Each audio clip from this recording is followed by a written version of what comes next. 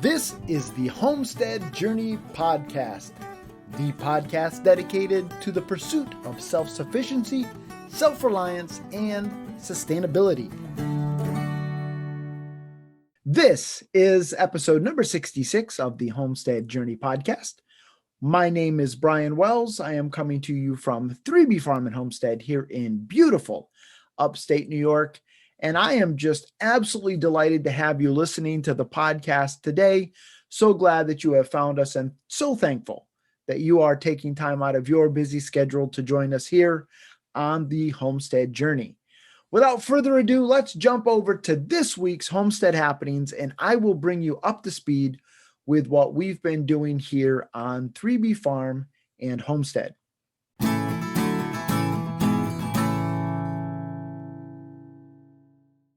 This week I had something rather sad happen, and yet it's also been a huge blessing to the homestead. And that is that a friend of mine, someone that I've worked with for the last 5 years, submitted his resignation, and he is actually leaving New York State and moving to California.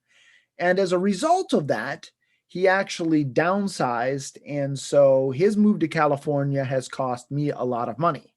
I was able to buy from him a table saw, something that I've been wanting to buy for a while, a bandsaw, and just a few other odds and ends. And then he also graciously gave me a whole bunch of, we'll call them bits and bobs, just those odd collections of electrical wire and plumbing parts and screws and nuts and bolts and just so many wonderful things like that.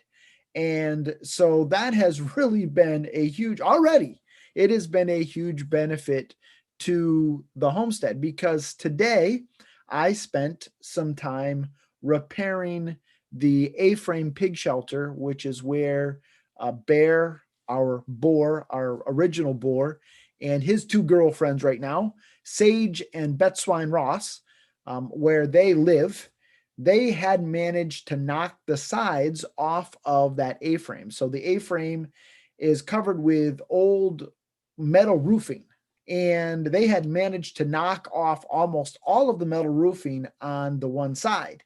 And so today I reattached all of that, and a big part of my hardware that I used to reattach that did come from my buddy Tom. And so just very, very thankful to have those things at my disposal. And I'm sure that a lot of those things that he gave me, there was random pieces of board and metal and just a little of this and a little of that. And so it was kind of like a homesteader's dream. And yet it was also this homesteader's nightmare, because Tom is somebody who I really, really have grown close to. We worked very, very well together. We, in fact, shared a cube together up until about 6 months ago. And then we had another gentleman start who I get along with great, but certainly going to miss Tom. But his bits and bobs, we'll call them, will live on and will help us here on 3B Farm and Homestead. Yesterday, I also put together a new feeder for the ducks and chickens. I'm hoping that this will result in less feed waste. And what I did, and I put some pictures up on Instagram and Facebook. So if you don't follow us there, you'll definitely want to jump over and check this out. It's definitely not something that is unique to me. There's certainly plans for this all over the interwebs, but I took a tote and I cut some 3.5-inch holes in it, and then put elbows, PVC elbows through those holes. And then what happens is the geese and the ducks have to put their heads inside the bin in order to be able to get their feed. And so I built that yesterday. I put it out for them yesterday afternoon. They didn't really know what to make of it. But today it looks to me like they're eating out of it. And so we will see whether or not the amount of waste is reduced as a result of that construction. So I will keep you up to date. Hopefully this will they're just so messy. And then when that feed gets wet, it sours and it stinks. It's not so bad during the winter, except that right now, as things kind of freeze and thaw and freeze and thaw, well, you know how it goes. And so I'm hoping that this will result in less waste. We shall see. And it also will allow us to more easily move the feed indoors and put it in our food bin where we keep the feed. And so hopefully that will reduce issues with the squirrels and the chipmunks and those kinds of things. So fingers crossed that will be a good thing for us. And I will certainly try to remember to keep you up to date with that. The last thing I wanted to talk to you about as far as our homestead happenings is that I have dug my seed inventory out and I'm going through that in anticipation of putting together my seed order. Hopefully this week, if not this week, then next week I'll have it completed and sent off. And hopefully all of you Southerners and those of you in the northern parts who are, well, a little bit ahead of me, haven't stolen all my seeds. But my dad said that he got his seed order in this week. And so I need to get my button gear because it won't be long. In fact, I was talking to a friend of mine at church, and I think she said from today, it's like 65 days until the first day of spring. I don't know if her calculations are correct, but spring will be here before we know it. And while certainly it's not 65 days until we start planting the more tender plants out into the garden, probably within 65 days, I will have plants started in my seed starting system. And so definitely got to get that seed order in.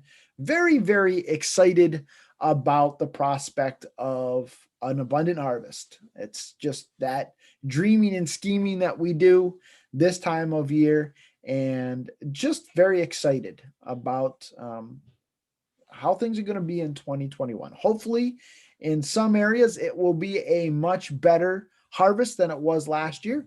And in some areas, I hope that we are able to achieve the successes that we achieved in 2020.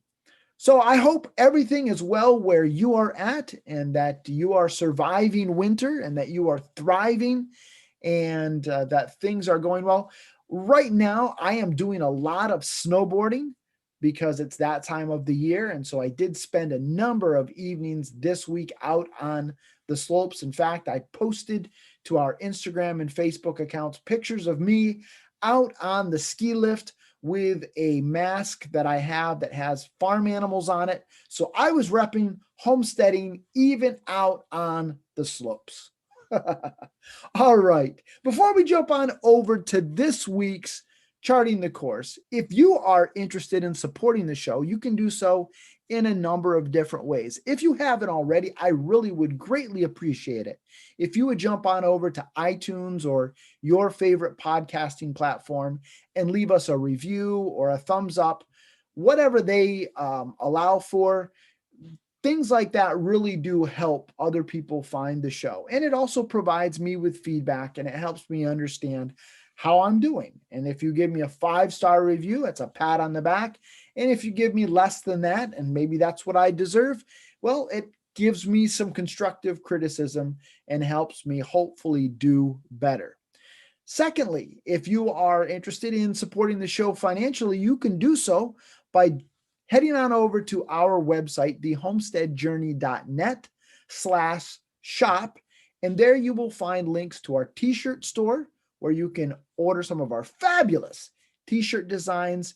And then there is also a list of links of products that we use here on the homestead that we think you might find helpful on your homestead as well. So check those out. If you order through those links, a portion of that comes back to the show and helps me keep doing what I'm doing. So if you are interested in supporting us, you can do so in those ways. And then finally, simply share the show with your friends. I have some people that do that on a regular basis, and I greatly, greatly appreciate it. It just really means so much to me. And so if there's a particular episode that you found helpful, if you could share that with your friends and family or in their Facebook groups, maybe there's a topic of conversation that comes up, and there's an episode that might answer someone's question, and you share it. That really would be helpful, and I would greatly appreciate it. All right, having said that, let's jump on over to this week's Charting the Course.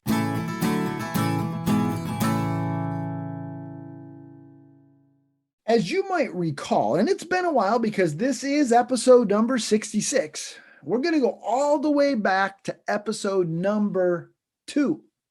Now, on episode number 2, we talked about what is homesteading. As part of that, we talked about self-sufficiency, self-reliance, and sustainability, something that I mentioned just about in every show. But on that episode, I kind of defined for you what those terms mean to me. But it's been a while, and it was in the context of what is homesteading. And so I thought over the next few weeks, we would do a little bit of a deeper dive into those 3 terms and how we can take proactive steps towards becoming more self-sufficient, more self-reliant, and more sustainable. And hopefully everything that I talk about, or just about everything that I talk about here on the Homestead Journey podcast, does connect to those ideals. That's my goal. My goal is to promote those ideas. My goal is also for us to understand that this is, and it's the reason why I named the podcast the Homestead Journey podcast, because I don't believe that any of us will ever be fully self-sufficient, fully self-reliant, and fully sustainable. We're on a journey towards those things, but we're never going to fully arrive. And that's okay. I think that we need to, while we certainly are focused on the destination, we need to enjoy the ride, enjoy the journey. And again, I think I've mentioned this before, but I think it's worth repeating. For many people, maybe many people is a bit of an overstatement, but for a lot of people, the quintessential homesteaders are Ma and Pa Ingalls from the Little House on the Prairie series. And if you stop and you think about Ma and Pa Ingalls, who are the epitome of homesteaders for many people, even they were never fully self-sufficient. They were never fully self-reliant, and they were never fully sustainable.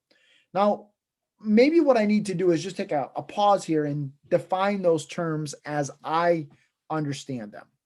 To me, self-sufficiency speaks to stuff. Can I raise, grow, produce, and process the stuff that I need? Self-reliance speaks to skills. Do I have the skills necessary to raise, grow, produce, and process the stuff that I need? And sustainability, while it does speak a little bit, at least in my mind, to environmental concerns, to me, sustainability is more, as it relates to homesteading, about systems. Do I have in place systems whereby, with minimal to no off-farm or off-homestead inputs, I can use my skills to raise, grow, produce, and process the stuff that I need? And if you remember, and again, it's been a long time, but back on episode number 2, I did use chickens as kind of my example of those 3 ideas. So, for example, the idea of self-sufficiency is that I may want to grow meat and I may want to have eggs from my homestead. So that's the stuff that I'm trying to produce here on my homestead. Then self-reliance is, do I have the skills necessary? Do I know how to raise chickens? Do I know how to care for them? Do I know how to butcher them? Do I have the skills to produce the chicken that I need? And then sustainability is, do I have a system where I have a rooster and a hen, or a rooster and hens, whereby I can have chicks on a continual basis, and I'm never having to buy chicks to produce meat and eggs for my homestead.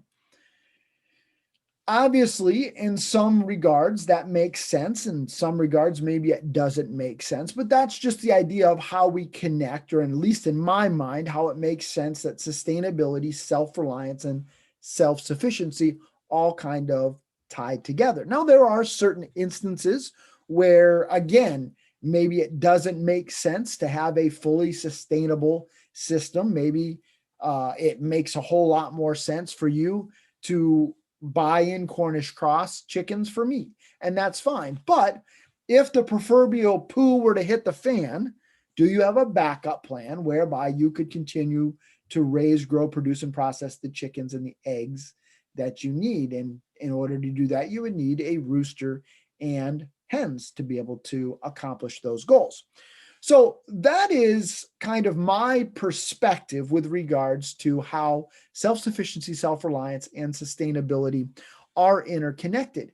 And so over the next several weeks, what I want to do is take a deeper dive into each one of those areas and just think about what we can do as homesteaders in 2021 to become more self-sufficient, to become more self-reliant, and to become more sustainable.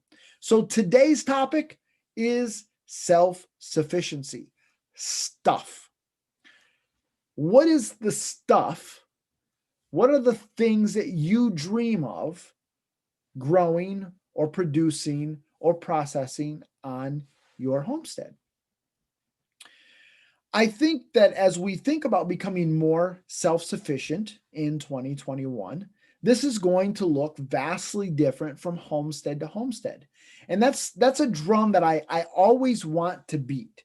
I don't want you trying to imitate me. I don't want you trying to imitate anybody else. I want you to raise, grow, produce, and process the things that matter to you.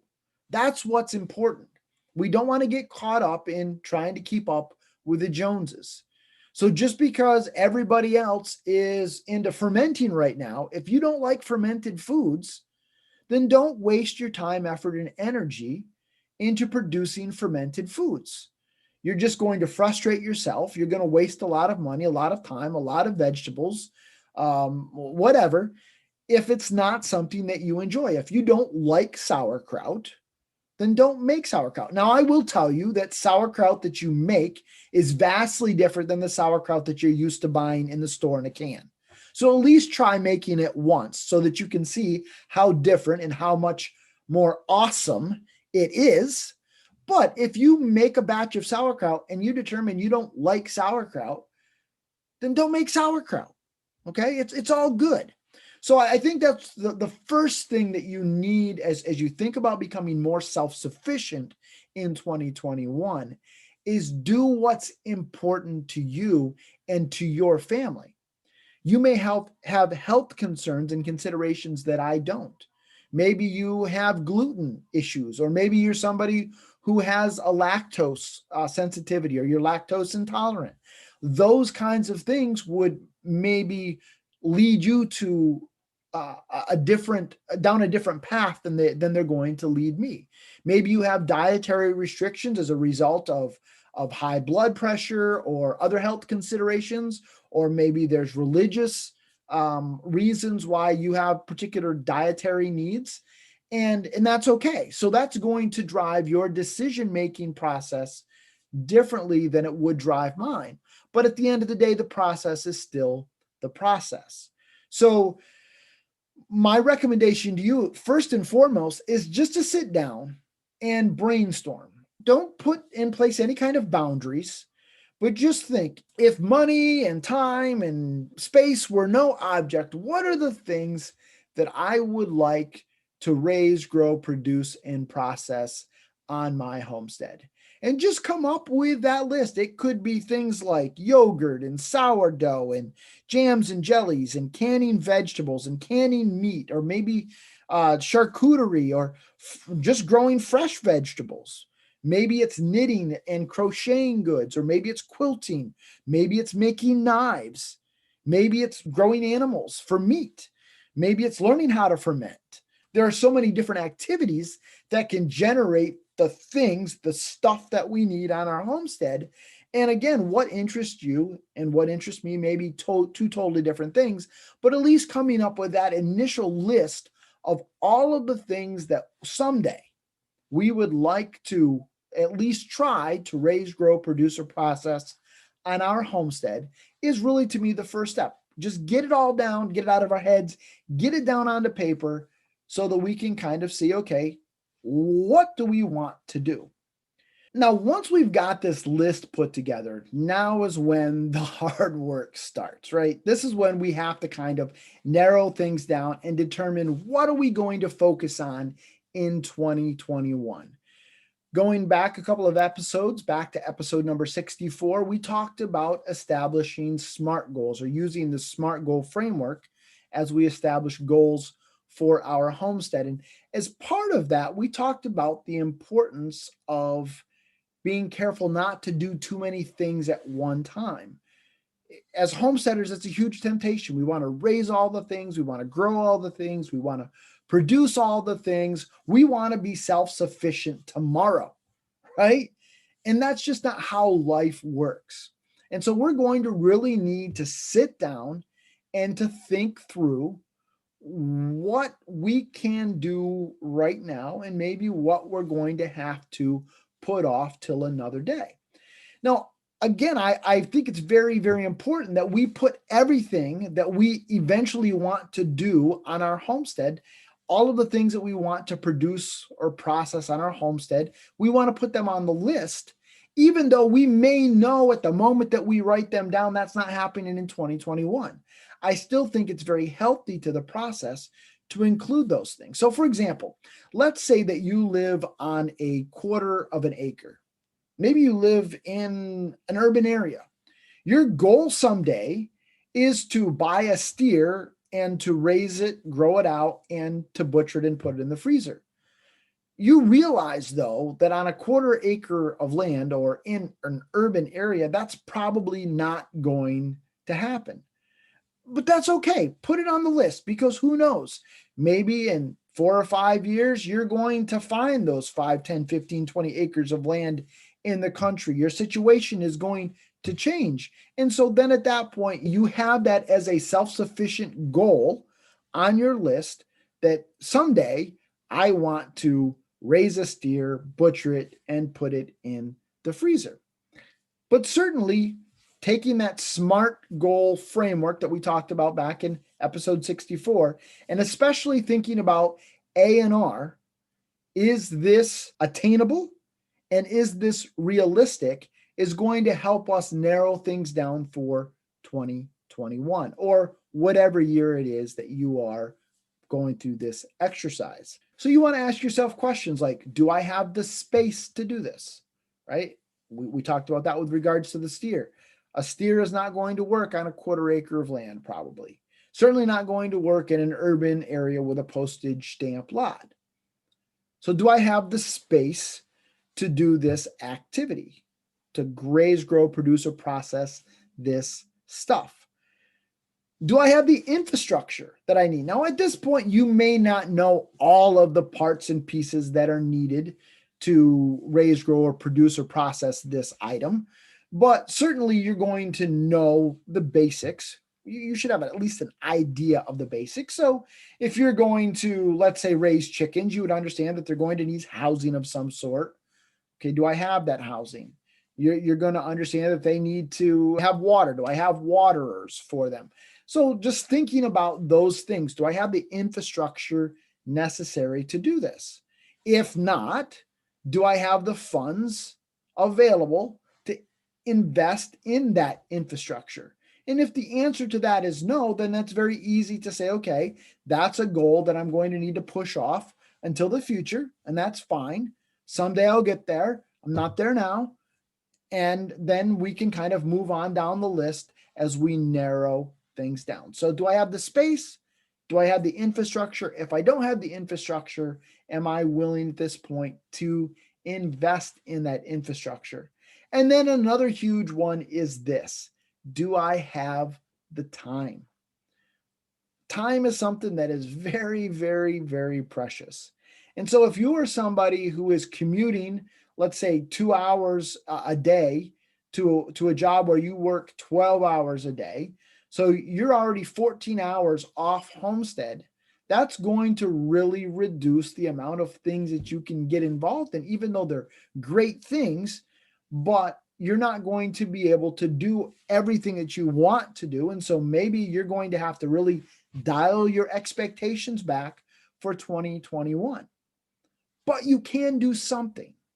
And that's my challenge to you, is find something that you can do, even if your time is limited. Now, certainly there is going to be a skills requirement for just about everything that you're going to want to raise, grow, produce, and process. And if you're brand new to homesteading, that's probably a skill set that you don't have. And so, how do you acquire that skill set? Well, that's what we're going to talk about on next week's episode as we talk about self-reliance and how we can become more self-reliant in 2021. If you have any questions or comments, I would love to hear from you. You can reach out to me, Brian at thehomesteadjourney.net. If you have, maybe you're looking for some guidance on how to narrow things down, or maybe where you should start. Should you start with this goal of self-sufficiency or this goal of self-sufficiency? I'd be more than happy to talk that through with you. Again, Brian at thehomesteadjourney.net is my email address, or you can reach out to us on all of our social media accounts.